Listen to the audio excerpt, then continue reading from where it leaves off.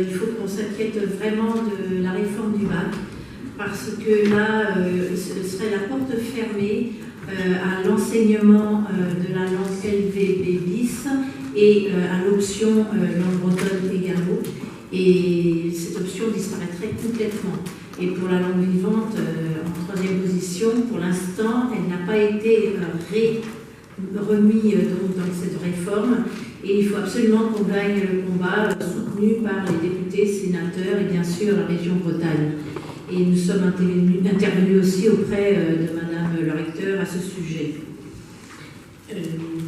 Pour Isabelle Leval, c'est vrai que l'engagement financier, plus 150 000, ce n'est tout de même pas négligeable comparativement à l'année dernière, bien évidemment. Nous avons espoir de toute façon que cela ira en augmentant jusqu'en 2021.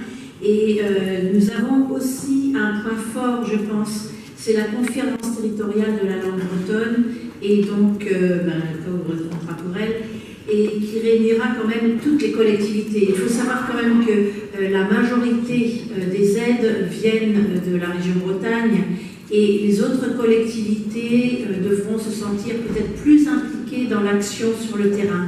C'est-à-dire que ce ne sera pas par un coup, mais avoir tous et essayer de trouver un fil conducteur ensemble, département, région, communauté de communes, EPCI, etc., pour pouvoir en fin de compte avoir un canevas de réappropriation dans tous les domaines.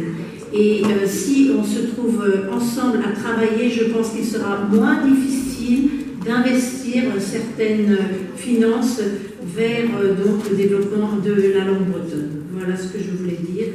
Et c'est vrai que par rapport à la formation des enseignants, je suis intervenue en CALR également pour appuyer sur le fait que les futurs enseignants en SP, filière publique bilingue, devraient avoir un complément et un soutien accru par rapport à tous les cours qu'ils ont en breton, parce que là, ils n'en ont pas assez pour avoir un minimum d'aisance pour l'enseignement ensuite en classe bilingue. Merci beaucoup. Je passe la parole à Caro pour le dernier mot. Monsieur le Président, je serai rapide. Je tiens à remercier les trois interlocuteurs d'avoir évoqué justement le galop dans leurs interventions. C'est une avancée. Pendant longtemps, on ne parlait que de la langue bretonne, donc je vous en remercie sincèrement. Et je tiens aussi à remercier le Président pour avoir évoqué lors de la rencontre avec le Premier ministre la problématique des options, puisque comme le soulignait Lina Louarn, l'option qui disparaît au bac veut dire que le galop disparaît dans l'enseignement. Je vous remercie. Merci beaucoup. Merci beaucoup à vous.